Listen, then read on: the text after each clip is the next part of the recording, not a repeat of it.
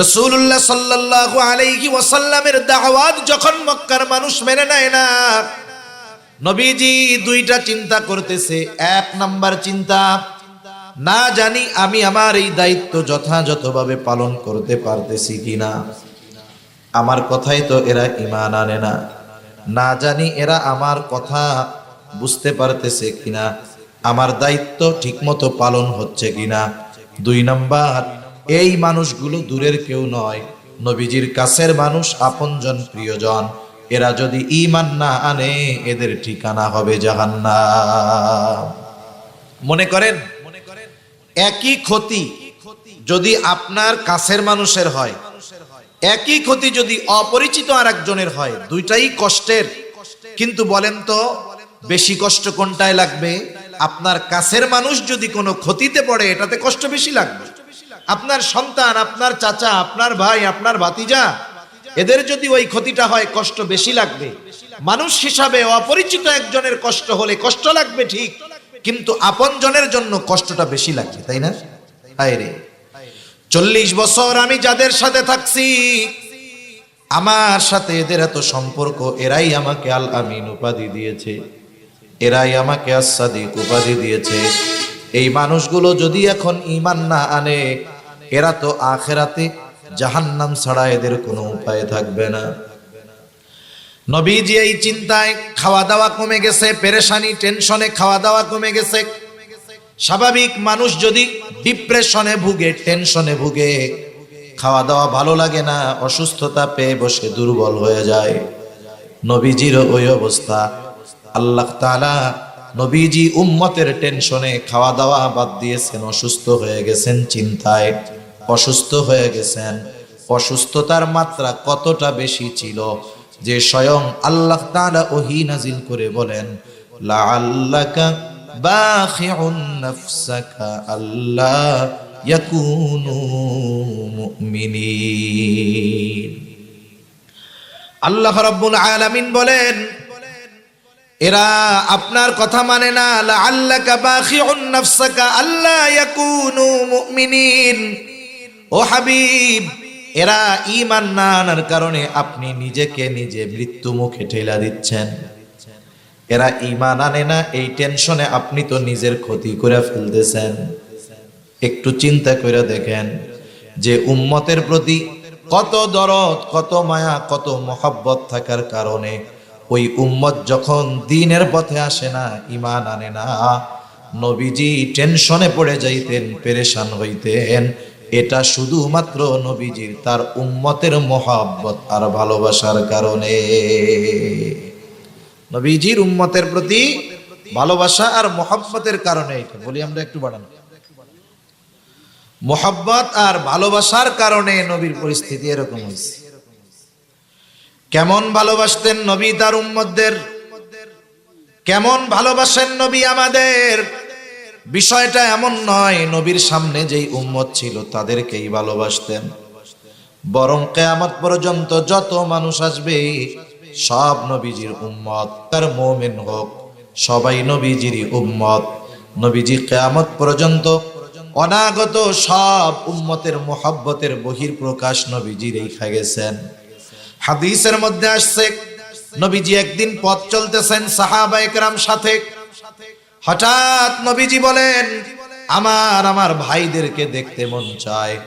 সাহাবায়ে কেরাম জিজ্ঞাসা করে, ইয়া রাসূলুল্লাহ, আমরা কি আপনার ভাই নই?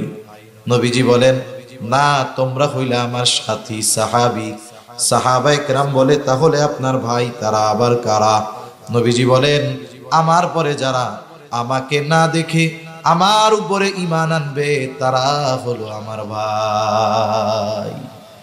দয়াময় আল্লাহ রাব্বুল আলামিনের দরবারে অগণিত শুকর যে মহান মালিক আমাদের হায়াতে বরকত দিয়ে সুস্থ রেখে তার মহান হুকুম মাগরিবের নামাজের পর হাদিসের ভাষায় জান্নাতের বাগানে আসার বসার, কিছু কথা বলবার এবং শ্রবণ করবার সুযোগ যে মহান মালিক দান করেছেন, সে মহান মালিককে খুশি করার জন্য মহব্বতের সাথে জবান খুলে অন্তর থেকে আমরা একবার কালিমাতুশ শুকর পাঠ করি, আলহামদুলিল্লাহ।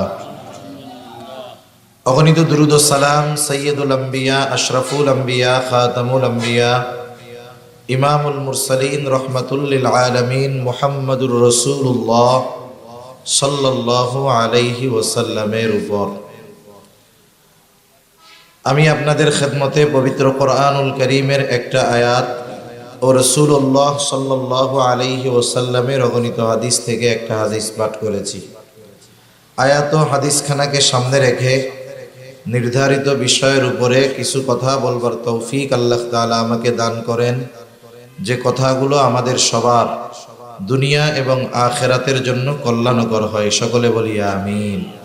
ভাই আওয়াজটা ভাষায় দেন, রিভার্ব দিয়ে আওয়াজটা ছেড়ে দেন পুরো। সম্মানিত উপস্থিতি, আল্লাহ সুবহানাহু ওয়া তাআলা এ দুনিয়াতে আমাদেরকে অজস্র অগণিত নিয়ামত দান করেছেন। আল্লাহ প্রদত্ত নিয়ামতের সংখ্যা, নিয়ামতের হিসাব ইকো না ভাই, ইকো বলি নাই, রিভার্ব দিবেন, আওয়াজটা ক্লিয়ার হবে, একেবারে ক্যাস ক্যাস হবে না। হ্যাঁ, আল্লাহ সুবহানাহু ওয়া তাআলা এ দুনিয়াতে আমাদেরকে অজস্র অগণিত নিয়ামত দান করছেন। এটা চালানো অভিজ্ঞতা আছে? না থাকলে দরকার না, যেরকম আছে এরকম আওয়াজটা ছেড়ে দিবেন, রিভার্ব দিয়ে ছেড়ে দিবেন আওয়াজটা। হ্যাঁ, ক্যাস ক্যাস করবে না, টন টন করবে আওয়াজ। আল্লাহ প্রদত্ত নিয়ামতের সংখ্যা কত, এর হিসাব আমাদের কারো জানা আছে? আমাদের কারোই জানা নাই। আল্লাহ প্রদত্ত অগণিত নিয়ামতের মধ্যে অন্যতম এক নিয়ামত হলো রাসূলুল্লাহ সাল্লাল্লাহু আলাইহি ওয়াসাল্লাম, তার উম্মত আমরা হতে পেরেছি। এটা আল্লাহ তাআলার পক্ষ থেকে অন্যতম এক দামি নিয়ামত। আল্লাহ সুবহানাহু ওয়া তাআলা নবীজিকে আমাদের জন্য বিশেষ অনুগ্রহ হিসাবে ঘোষণা করেছেন। নবীজি হলেন মুমিনদের জন্য বিশেষ অনুগ্রহ। মুমিনদের জন্য বিশেষ অনুগ্রহ হয় নাই, আপনি বুঝেনি নাই। আল্লাহ রাব্বুল আলামিন কোরআনুল কারীমের মধ্যে বলেন, লাকাদ মান্নাল্লাহু আলাল মুমিনিনা ইয বা'আসা ফীহিম রাসূলাম মিন আনফুসিহিম। আল্লাহ তাআলা বলেন, মুমিনদের জন্য আল্লাহ তাআলার বিশেষ অনুগ্রহ যে তিনি তাদের মধ্য থেকে তাদের জন্য একজন রাসূল প্রেরণ করেছেন। রাসূলুল্লাহ সাল্লাল্লাহু আলাইহি ওয়াসাল্লাম মুমিনদের জন্য বিশেষ অনুগ্রহ, তবে তিনি গোটা সৃষ্টি জগতের সকলের জন্য তিনি রহমত। আল্লাহ রাব্বুল আলামিন কোরআনুল কারীমের আরেক জায়গায় বলেন, ওয়ামা আরসালনাকা ইল্লা রাহমাতাল লিল আলামিন। আল্লাহ তাআলা বলেন, আমি আপনাকে গোটা সৃষ্টি জগতের জন্য রহমত হিসাবে প্রেরণ করেছি। নবীজি গোটা সৃষ্টি জগতের সকলের জন্য রহমত। এই আয়াতের তাফসিরে ইমাম তাবারি রহমাতুল্লাহি আলাইহি বলেন, যদিও নবীজি মুমিনদের জন্য বিশেষ অনুগ্রহ, কিন্তু তিনি গোটা সৃষ্টি জগতের জন্য রহমত। তিনি যেমন মুমিনদের জন্য রহমত, নবীজি তেমনের জন্য রহমত। নবীজির জন্য রহমত, কারণ এই দুনিয়ায় নবীজি রহমাতুল লিল আলামিন হওয়ার কারণে এই উপকার শুধু মুমিনরা ভোগ করে তা নয়, বরং এরাও এর দ্বারা উপকৃত হয়। সৃষ্টি জগতের এমন একটা জায়গা নাই যেই জায়গার রহমত আমার আপনার নবী নয়। আল্লাহ তাআলা যেই জায়গার রব, আমার আপনার নবীও কিন্তু সেই জায়গার রহমত। পবিত্র কোরআনুল কারীমের সূরা ফাতিহা, সূরা ফাতিহার শুরুতেই আমরা পড়ি, বলি আলহামদুলিল্লাহি রাব্বিল আলামিন। পবিত্র কোরআনের শুরুতেই আমরা বলি আলহামদুলিল্লাহি রাব্বিল আলামিন। সকল প্রশংসা আল্লাহর জন্য, যিনি জগৎ সমূহের রব, জগৎ সমূহের প্রতিপালক। আলম এক বচন, আলামিন শব্দটা বহু বচন।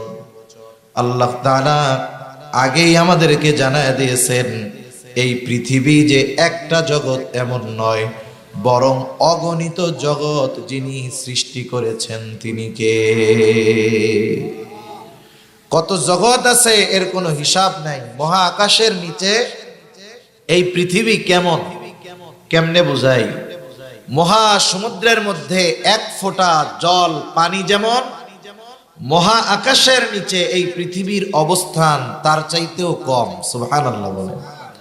আমরা তো এই দুনিয়ায় অবস্থান করে মনে করি আমাদের কি হইছে, আমাদের উপরে কে আছে। এদেশের শাসক যারা, দুনিয়ার শাসক যারা বিভিন্ন দেশের, ওরা মনে করে আমি কত বড় এক দেশের শাসক। আসলে সে যদি অনুধাবন করতে পারত যে এই সৃষ্টি জগতে তার নয়, এই পৃথিবীর অবস্থান কতটুকু, তাহলে এই ক্ষমতার জন্য অন্তরের মধ্যে অহংকার তার আসতো না। ঠিক কিনা বলেন? আল্লাহ হলেন রব্বুল আলামিন, গোটা সৃষ্টি জগতের প্রতিপালক উনি, জগৎ সমূহের রব। আর আমার আপনার নবীজি হলেন জগৎ সমূহের জন্য রহমত। এই জন্য কবি কত সুন্দর কথা বলেন, রবুবিয়ত খুদা কি হায় জাহাতা, নবুয়তি মুস্তাফা কি হায় উহাতা। সৃষ্টি জগতের এমন একটা জায়গা নাই যেই জায়গার রহমত আমার আপনার নবী নয়। এই জন্য নবীজির তার উম্মতের প্রতি দরদ, মায়া, মোহাব্বত, ভালোবাসা বেশি ছিল বিধায় নবীজিকে মুমিনদের জন্য আল্লাহ তাআলা অনুগ্রহ হিসাবে ঘোষণা করেছেন। তবে ওনার কারণে সৃষ্টি জগতের সকলেই উপকৃত হয়।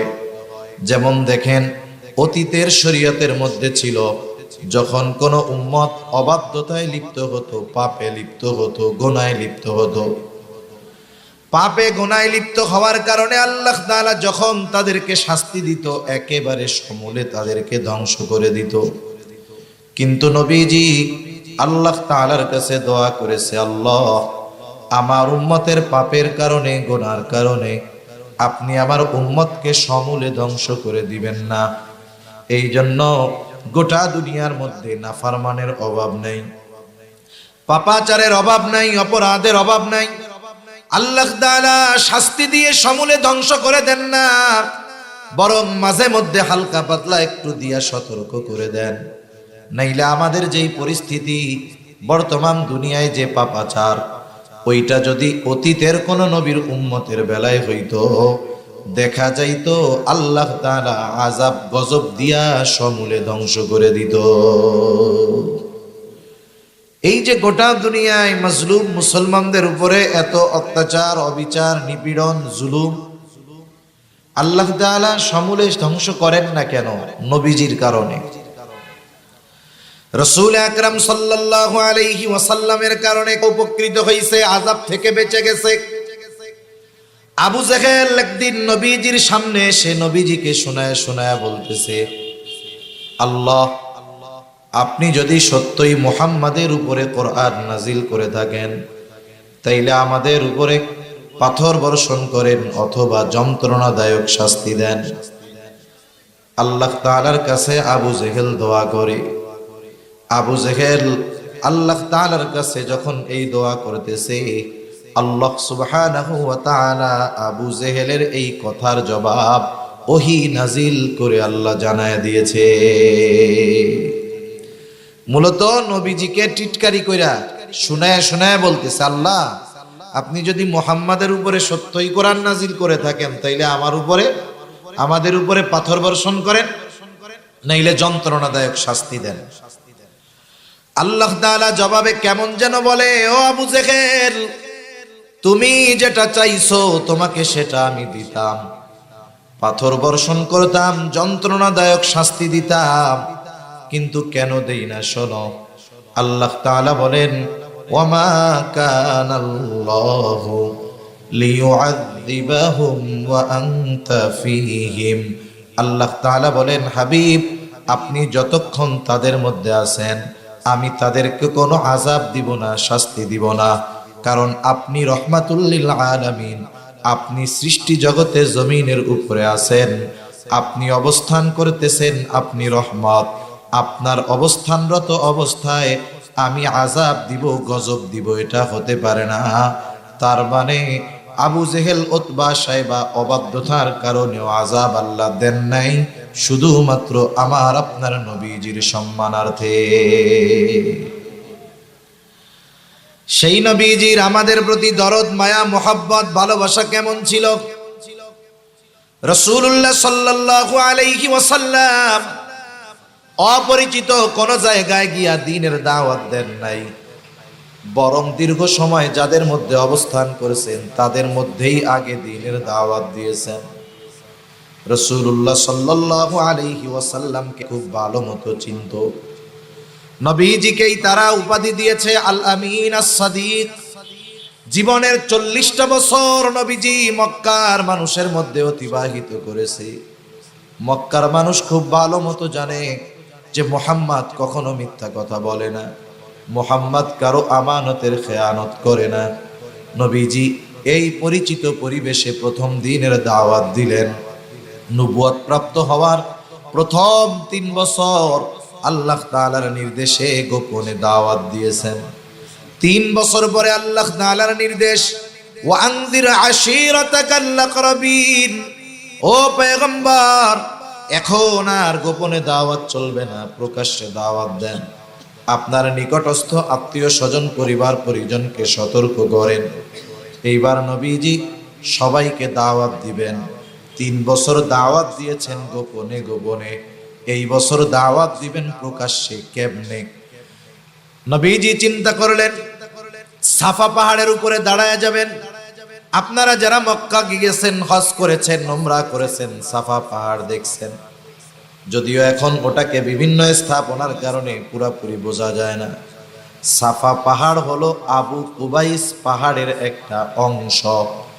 নবীজি এই পাহাড়ের উপরে দাঁড়ায় গেলেন, কারণ হাদিসের মধ্যে 2টা কথাই আসছে যে নবী দাওয়াত দেওয়ার জন্য আবু কুবাইস পাহাড়ের উপরে দাঁড়াইছেন, আর এক হাদিসের মধ্যে আসছে সাফা পাহাড়ের উপরে দাঁড়িয়েছেন। অনেক সময় মানুষে চিন্তা করে আবু কুবাইস একটা, সাফা মনে হয় আর একটা। বিষয়টা এমন নয়, বরং সাফা পাহাড় হলো আবু কুবাইস পাহাড়ের একটা অংশ। নবীজি সাফা পাহাড়ের উপরে দাঁড়ায় গেলেন, মক্কাবাসীকে আহ্বান করলেন, কারণ এই পাহাড়ের এমন এক মর্যাদা ছিল। ওই আবু কুবাইস পাহাড়ের উপরে যদি কেউ দাঁড়াইয়া মানুষদের কাছে সাহায্য চাইতো, ওই পাহাড়ের গুরুত্ব মক্কার মানুষের কাছে এমন ছিল, যেই হোক না কেন, পরিচিত হোক আর অপরিচিত হোক, ওই পাহাড়ের উপরে যখন কেউ দাঁড়াইতো, ওই ব্যক্তি যদি সাহায্য চাইতো, সকলেই তাকে সাহায্য করার জন্য ছুটে আসতো। এটা কি চলে এক জায়গায়? জেনারেটর এত আওয়াজ কেন? আপনাদের জেনারেটর?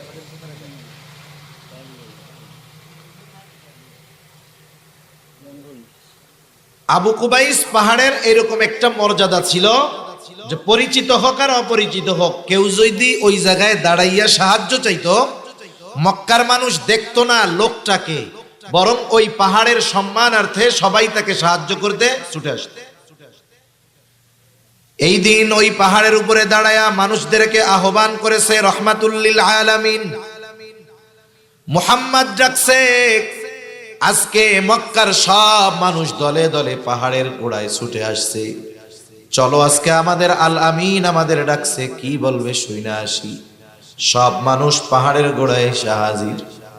নবীজি এবার তাদেরকে বলতেছে, আমি যদি তোমাদেরকে এই কথা বলি, এই পাহাড়ের পাদদেশে পেছন দিকে অশ্বারোহী একদল সৈন্য তোমাদেরকে আক্রমণ করার জন্য অপেক্ষা করতেছে, তোমরা কি আমার কথা বিশ্বাস করবা নাকি? উপস্থিত সকলেই সমস্বরে একসাথে বলে, মুহাম্মদ কেন বিশ্বাস করব না? ওই মানুষগুলো নবীজির এই কথা কেন বিশ্বাস করবে? এর কারণটা বলতে গিয়া বলে, ও মুহাম্মদ অবশ্যই আমরা তোমার কথা বিশ্বাস করব, কারণ ইতিপূর্বে আমরা তোমাকে কখনো মিথ্যাবাদী পাই নাই।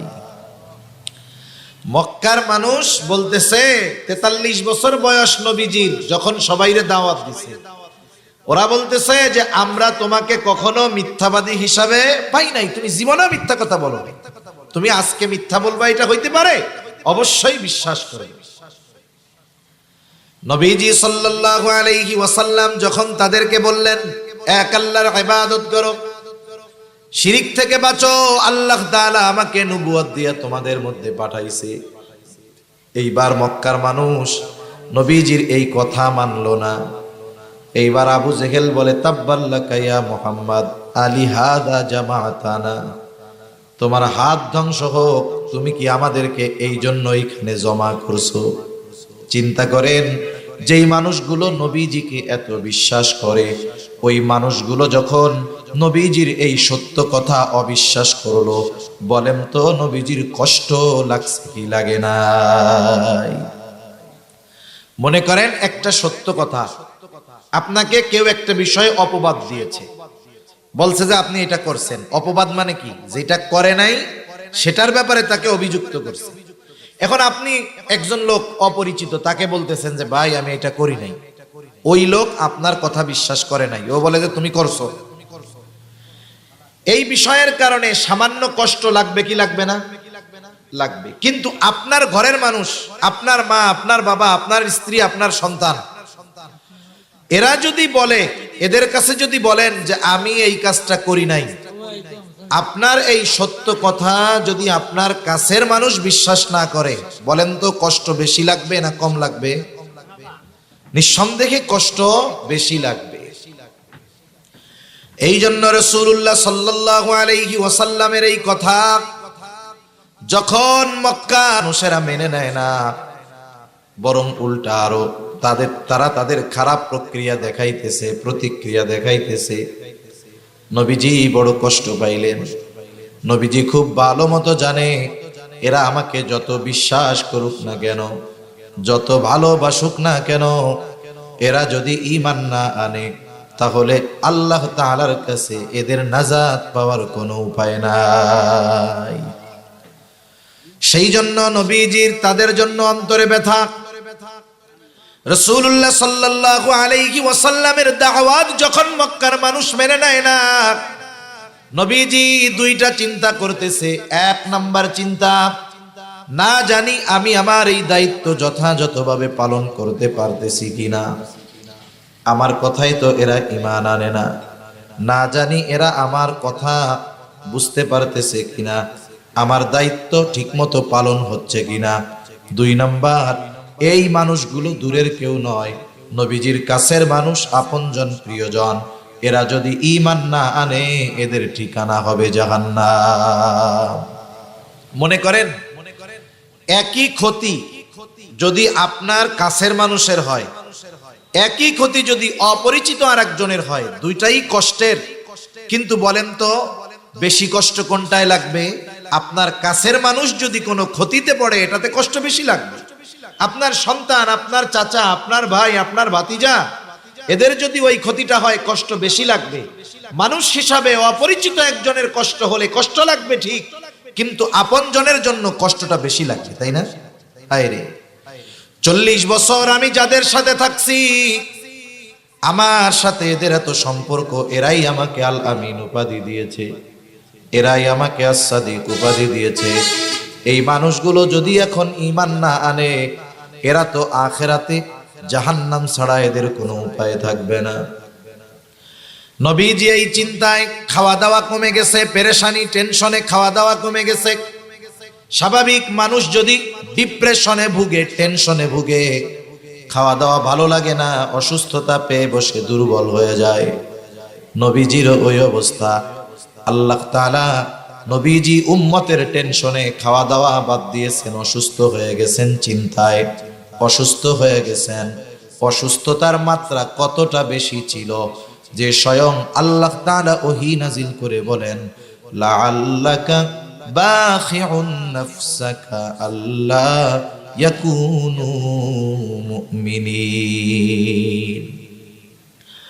আল্লাহ রাব্বুল আলামিন বলেন, এরা আপনার কথা মানে না। লাআল্লাকা বাখিউন নাফসাকা আল্লা ইয়াকুনু মুমিনিন।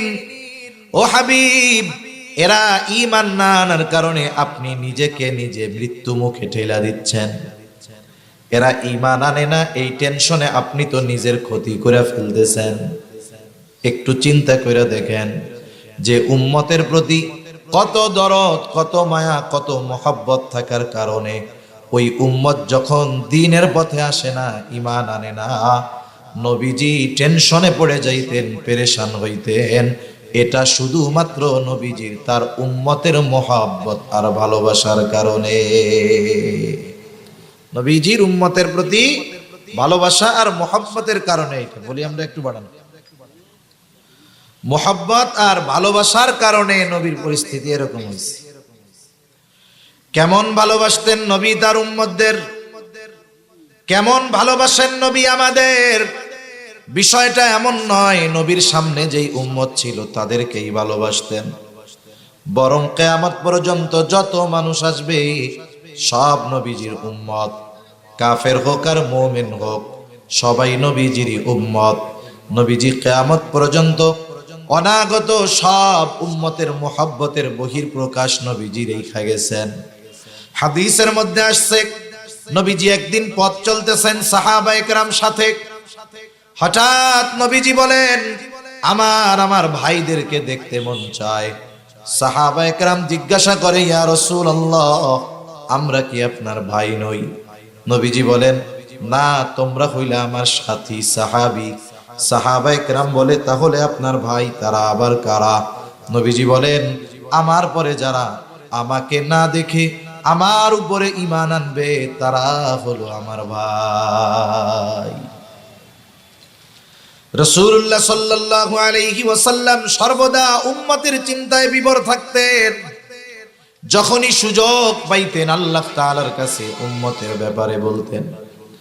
আব্দুল্লাহ ইবনে আমর ইবনুল আস রাদিয়াল্লাহু তাআলা আনহু থেকে বর্ণিত হাদিস, একদিন সাহাবায়ে কেরাম বসে আছে নবীর সাথে, হঠাৎ রাসূলুল্লাহ সাল্লাল্লাহু আলাইহি ওয়াসাল্লাম কোরআনুল কারীম থেকে একটা আয়াত তিলাওয়াত করলেন। তিনি বলেন, আন্নান নাবিয়্য সাল্লাল্লাহু আলাইহি ওয়াসাল্লাম তাআলা মা কাওলাল্লাহি আযজা ওয়া জাল্লা ফি ইব্রাহিম আলাইহিস সালাম। রাসূলুল্লাহ সাল্লাল্লাহু আলাইহি ওয়াসাল্লাম তিলাওয়াত করলেন, আল্লাহ তাআলা ইব্রাহিম আলাইহিস সালামের ব্যাপারে নাজিল করেছেন। কি নাজিল করেছেন? আল্লাহ পয়গম্বর ইব্রাহিম আলাইহিস সালাম তার গুনাহগার উম্মতের ব্যাপারে আল্লাহর কাছে দোয়া করতেছে। কি দোয়া করছে? আল্লাহ তাআলা কোরআনুল কারীমের 13তম পারায় সূরা ইব্রাহিমের মধ্যে সেই দোয়া জানায় দিয়েছে। ইব্রাহিম আলাইহিস সালাম দোয়া করতেছে, রব্বি ইন্নাহুন্না আযলালনা কাসীরাম মিনান নাস ফামান তাবিআনি ফাইন্নাহু মিন্নি ওয়া মান আসানি ফাইন্নাকা গফুরুর রহিম। ইব্রাহিম আলাইহিস সালাম আল্লাহ তাআলার কাছে বলতেছে, ও আমার রব, এই মূর্তিগুলা, এই প্রতিমাগুলো অধিকাংশ মানুষকে পথভ্রষ্ট করে ফেলেছে, পথচ্যুত করে ফেলেছে। ফামান তাবিআনি ফাইন্নাহু মিন্নি, যারা মূর্তি পূজা বাদ দিয়া আমার কথা মেনে আমার অনুসরণ করেছে তারা তো আমার দলভুক্ত। তবে যারা আমার আনুগত্য করে নাই, মূর্তি পূজা বাদ দেয় নাই, আমার আনুগত্য করে নাই, কেমন যেন পয়গম্বর ইব্রাহিম আলাইহিস সালাম বলেন, আল্লাহ, এরাও তো আমার উম্মত। উনি ওই গুনাহগার উম্মতের ব্যাপারে কেমন যেন বলেন, আল্লাহ, আপনি আমার গুনাহগার উম্মত গুলারেও মাফ করে দেন। কেন? ফাইন্নাকা গফুরুর রহিম ওয়া মান আসানি ফাইন্নাকা গফুরুর রহিম। আর যারা আমার নাফরমানি করেছে আপনি তো গফুর, আপনি তো রহিম। আয় আল্লাহ, আপনি চাইলে আমার ওই গুনাহগার উম্মত গুলারেও মাফ করে দিতে পারেন। وقال عيسى عليه السلام إن تعذبهم فإنهم عبادك। ঈসা আলাইহিস সালাম তার গুনাহগার উম্মতের জন্য দোয়া করছে, বলতেছে ইন তুআযিবুহুম ফাইন্নাহুম ইবাদুক, আপনি যদি তাদেরকে শাস্তি দেন তারা তো আপনারই বান্দা, ওয়া ইন তাগফির লাহুম, আর যদি আপনি তাদের ক্ষমা করে দেন, মাফ করে দেন, ফাইন্নাকা আনতাল আজিজুল হাকীম, আপনি তো মহাপরাক্রমশালী মহাপ্রজ্ঞাময়। আপনি যদি চান আমার ওই গুনাহগার উম্মত, আপনার ওই গুনাহগার বান্দাকে আপনি ক্ষমা করে দিতে পারেন। দুই নবী তার গুনাহগার উম্মতের জন্য আল্লাহ তাআলার কাছে দোয়া করলেন। নবীজির অন্তরেও তার গুনাহগার উম্মতের চিন্তা উদিত হলো। এইবার নবী তার গুনাহগার উম্মতের জন্য দোয়া করতেছে। ফারাফা ইয়াদাইহি ওয়া ক্বালা আল্লাহুম্মা উম্মতি উম্মতি ওয়া বাকা। নবীজি দুই হাত উঁচু করে আল্লাহ তাআলার কাছে বলতেছে, আল্লাহুম্মা উম্মতি উম্মতি, আয় আল্লাহ আমার উম্মত আমার উম্মত। এই কথা বলতেছে আর চোখ দিয়ে অঝর ধারায় পানি পড়তেছে। রাসূলুল্লাহ সাল্লাল্লাহু আলাইহি ওয়াসাল্লাম শুধু বলেন আল্লাহুম্মা উম্মতি উম্মতি, আর কিছু বলেন না। কিন্তু নবীজি মূলত কি বলতে চায় বলেন তো? দুনিয়ার কেউ জানুক আর না জানুক, দুনিয়ার কেউ বুঝুক আর না বুঝুক, মূলত নবীজি কি বলতে চায় যিনি বোঝেন, যিনি জানেন তিনি কে? আল্লাহ তাআলা জানে নবী কি বলতে চায়। এরপরে আল্লাহ তাআলা জিবরাইল আলাইহিস সালামকে পাঠিয়ে দিলেন, যাও জিবরাইল মুহাম্মাদের কান্নার কারণ জিজ্ঞাসা করো। জিবরাইল আলাইহিস সালাম রাসূলুল্লাহ সাল্লাল্লাহু আলাইহি ওয়াসাল্লামের কাছে আয়েশা বলে, আপনি কেন কান্না করেন? আপনার কান্নার কারণ আল্লাহ জানতে চায়। যদিও তিনি সব জানেন, এরপরেও তিনি জানতে চান। নবীজি জিবরাইল আলাইহিস সালাতু ওয়াস সালামের কাছে কান্নার কারণটা খুলে বললেন।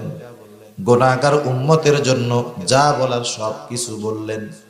জিবরাইল আলাইহিস সালাম আল্লাহ তাআলার কাছে গিয়ে আমার আপনার নবীজির কান্নার কারণ জানায়া বললেন। ওনার কান্নার কারণ হইল ওনার গুনাহগার উম্মতের জন্য ক্ষমা মাগফিরাত।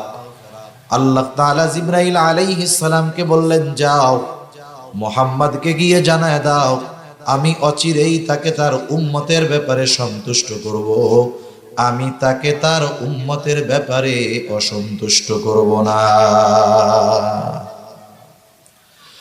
রাসূলুল্লাহ সাল্লাল্লাহু আলাইহি ওয়াসাল্লাম উম্মতের ব্যাপারে এমন চিন্তিত ছিলেন, উম্মতের দ্বারা কষ্ট পাইলেও উম্মতের জন্য বরদোয়া করেন নাই। তায়েফে যখন নবীজি গেছেন, তায়েফের মানুষ নবীজির উপরে কত জুলুম কত অত্যাচার, পাথর মারতে মারতে নবীজির গোটা দেহ তার করে ফেলেছে। পাথরের আঘাতে নবীজির পবিত্র দেহ মোবারক ক্ষত বিক্ষত হয়ে গেছে, ক্ষত হয়ে গেছে, জায়গায় গর্ত হয়ে গেছে, রক্ত বের হয়েছে।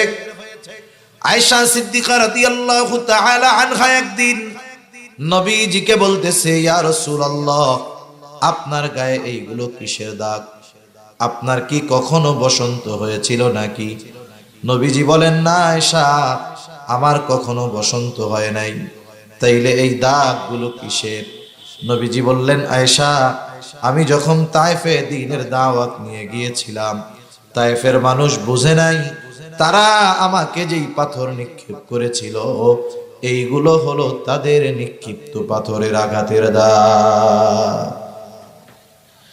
এত পরিমাণ রক্ত নবীজির গা বেয়ে বেয়ে পড়ছে, গায়ের পোশাক পুরো ভিজে গেছে, রক্তে রঞ্জিত হয়ে গেছে, গা বেয়ে বেয়ে রক্ত পড়ে জুতার মধ্যে গেছে, রক্ত শুকায়া জুতা পায়ের সাথে লেগে গেছে।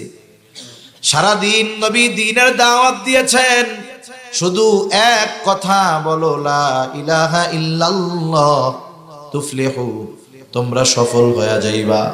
কিন্তু মানুষেরা বুঝে নাই, পাথর দিয়ে আঘাত করেছে, নবীজি রক্তাক্ত। পড়ন্ত বিকালে নবীজি এক আঙ্গুর বাগানের পাশে গিয়া বিশ্রাম নেন। ইতিমধ্যে জিবরাইল আলাইহিস সালাম হাজির, এসে সালাম দিয়ে বলে, ইয়া রাসূলুল্লাহ, এই আপনার সাথে কেমন আচরণ করছে আল্লাহ তাআলা সব দেখেছেন। আজকে আমি একা আসি নাই, আমার সাথে নতুন একজন ফেরেশতাকে পাঠানো হয়েছে, যে ইতিপূর্বে কখনো আপনার নিকটে আসে নাই।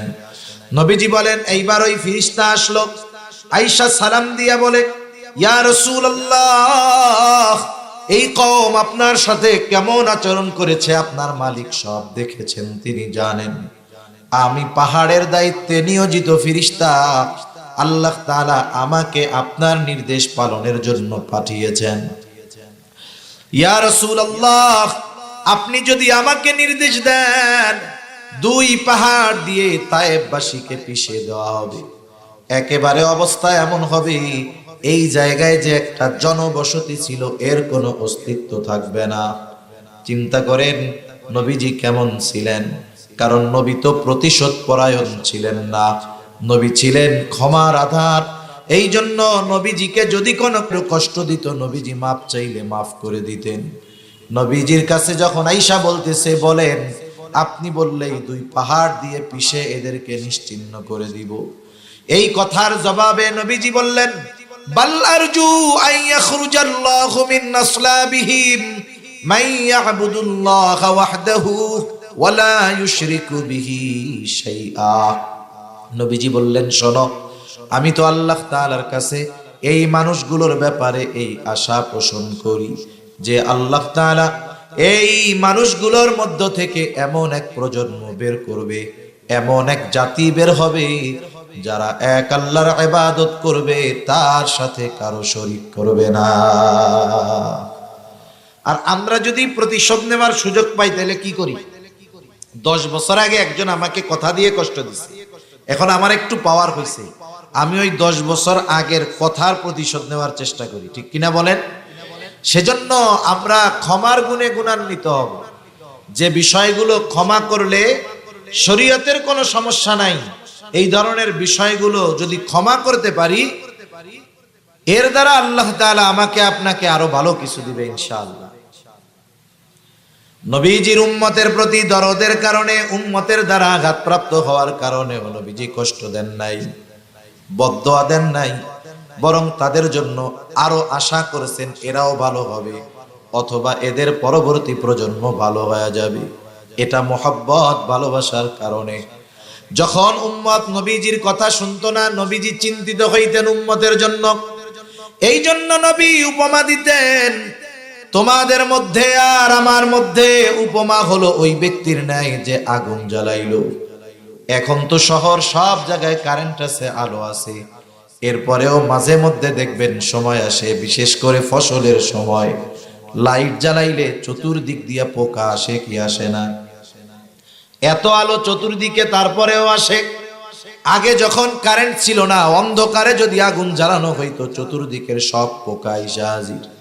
শুধু আসতো তা নয়, লাফ দিয়া ওই আগুনের মধ্যে পইড়া নিজে পুড়তো আর মরতো।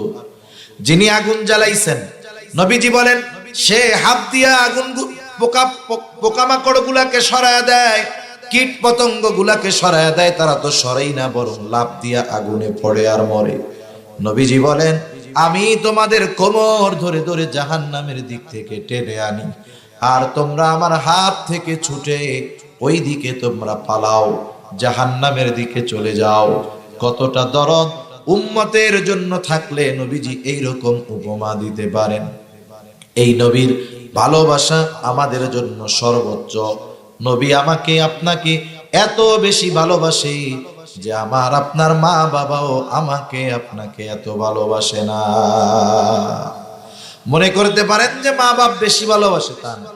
একটা মানুষ আমারে আপনারে যে বেশি ভালোবাসে, এটা বুঝবেন কেমনে? বুঝবো কেমনে? এটা বুঝার মাধ্যম হলো, আমার বিপদে যখন সে আমার পাশে থাকবে, বুঝবো সে আমাকে ভালোবাসে, ঠিক না? একজন শুধু মুখ দিয়ে বলে, ভাই আপনারে অনেক ভালোবাসি, অনেক ভালোবাসি, কিন্তু যখন বিপদ আসে সে সবার আগে পালায়। এই লোক যদি আপনাকে আমাকে আইসা বলে যে আমি খুব ভালোবাসি আপনারে, আপনি কি মানবেন? এটা বলবেন না যে তুমি মিয়া মিথ্যা কথা কও, চিটিংবাজি করো, চাপাবাজি করতেছো। তুমি যদি ভালোবাসতা, ওই বিপদে সবাই চলে গেলেও তুমি আমার পাশে থাকতা, কিন্তু বিপদে পড়ছি, আমার অপরিচিত মানুষ আমারে সাহায্য করছে, তুমি আমার ভালোবাসার মানুষ, ডাইনে বামে তাকায় দেখি তোমরা কেউ নাই।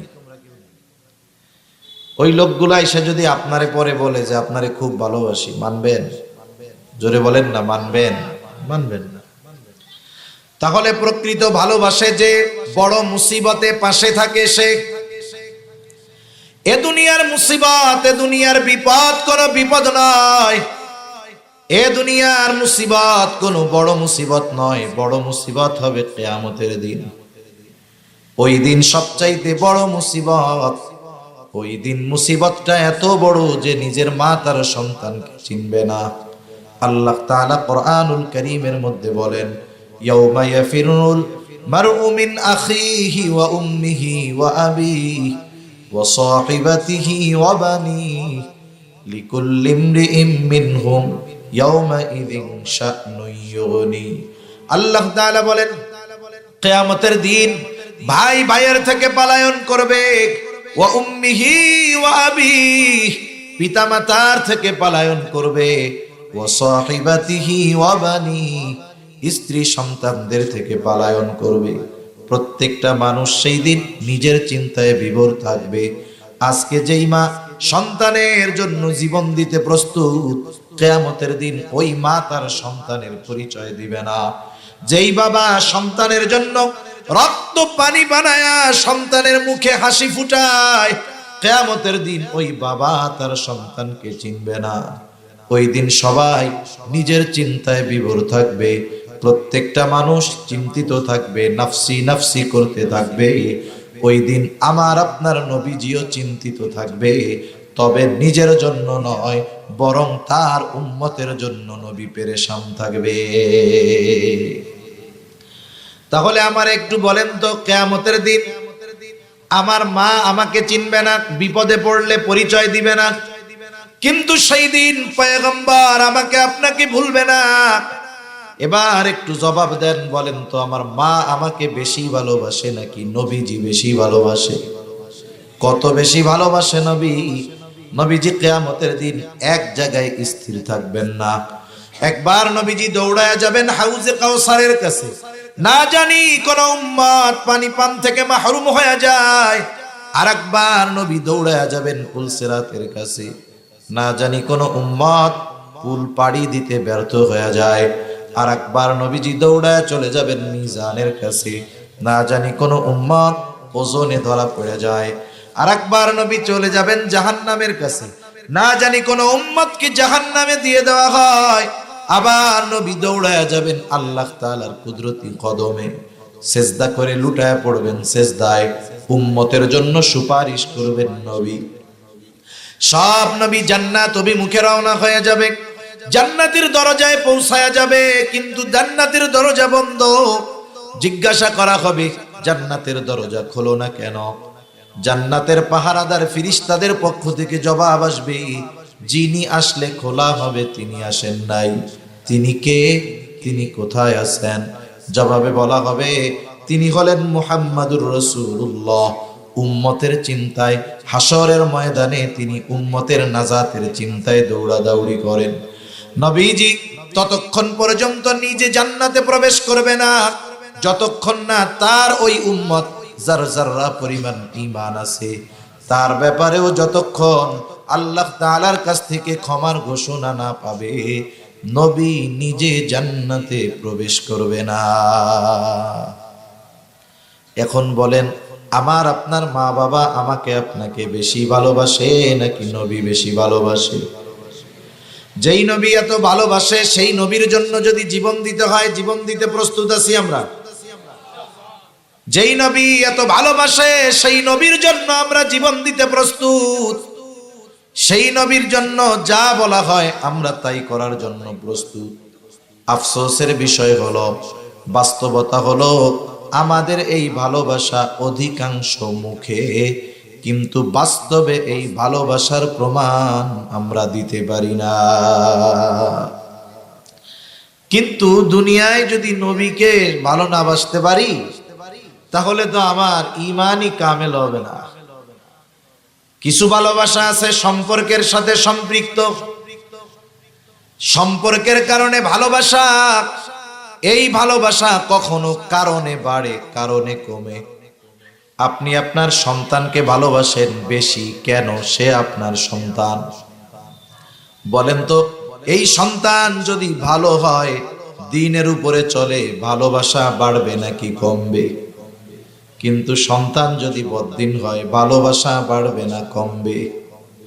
দ্বীনের কারণে সন্তান দুশ্মনও হতে পারে, দ্বীনের কারণে শত্রু ও বন্ধু হতে পারে, দ্বীনের কারণে বাবা দুশ্মন হতে পারে, দ্বীনের কারণে ভাই দুশ্মন হতে পারে, ভালোবাসা তার থেকে দূর হতে পারে। কিন্তু নবীর প্রতি উম্মতের ভালোবাসা কমার কোনো সুযোগ নাই, বরং নবীর প্রতি উম্মতের ভালোবাসা শুধু বাড়বে আর বাড়বে। নবীর প্রতি যার ভালোবাসা যত বাড়বে, তার ঈমান তত মজবুত হবে। কারণ নবীর প্রতি উম্মতের ভালোবাসা এটা ঈমানের সাথে সম্পৃক্ত বিষয়। এই জন্য নবীকে যদি ভালোবাসতে হয়, কেমনে ভালোবাসবো? আমার আপনার বানানো পদ্ধতিতে ভালোবাসলে হবে না। যেই নবী আমাকে আপনাকে এত ভালোবাসেন, ওই নবী তাকে ভালোবাসার পদ্ধতি নিজেই আমাদের জানায় দিয়ে গেছে। রাসূলুল্লাহ সাল্লাল্লাহু আলাইহি ওয়াসাল্লামকে ভালোবাসার পদ্ধতি রাসূল নিজেই জানায় দিয়ে গেছেন। কারণ নবীজি জানেন, আমি যখন এই দুনিয়ায় থাকবো না, আমার অনেক উম্মত আমাকে ভালোবাসতে চাইবে। কেমনে ভালোবাসবে? আরে আমরা তো নবীকে সামনে পাই নাই, আবু বকর নবীকে সামনে পাইছি। নবীর ভালোবাসার প্রমাণ দিতে গিয়ে আবু বকর নিজের ঘরের সব সম্পদ আইনা নবীর সামনে রাখছে। আমরা তো নবীকে সামনে পাই নাই। হযরতে তালহা নবীজিকে সামনে পেয়েছে। উহুদের ময়দানে নবীজি যখন গর্তের মধ্যে পড়ে গেছেন, নবীজি মাথা উঠায়া অবস্থা একটু দেখতে যায়, আর মাথার উপর দিয়ে তীর বর্ষা বৃষ্টির মতো যায়।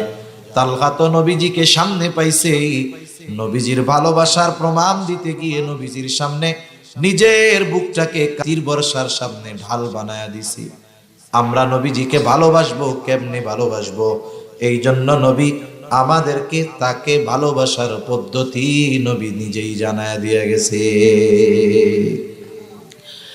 নবীকে ভালোবাসার পদ্ধতি কি? নবীজি বলেন, মান আহাব্বা সুন্নতি ফাকাদ আহাব্বানি ওয়া মান আহাব্বানি কানা মাই ফিল জান্নাহ। নবীজি বলেন, যে আমার সুন্নতকে ভালোবাসলো, সে আমি নবীকে ভালোবাসলো, আর আমি নবীকে যে ভালোবাসবে, আমি নবীর সাথে সে জান্নাতে অবস্থান করবে। নবীর সাথে জান্নাতে থাকা যায় যদি নবীর সুন্নতকে মোহাব্বত করা যায়। নবীর সাথে জান্নাতে থাকা যায় যদি নবীর সুন্নতকে মোহাব্বত করা যায়। জান্নাতে যদি নবীর সাথে থাকতে হয় তো জান্নাতে যাওয়া লাগবে। জান্নাতে যাওয়ার পদ্ধতিও নবী বলেন, কুল্লু উম্মতি ইয়াদখুলুনাল জান্নাতা ইল্লা মান আবা। নবীজি বলেন, আমার সব উম্মত জান্নাতে প্রবেশ করবে, আবা উম্মত ছাড়া। জিজ্ঞাসা করা হলো, ইয়া রাসূলুল্লাহ, আবা উম্মত কারা?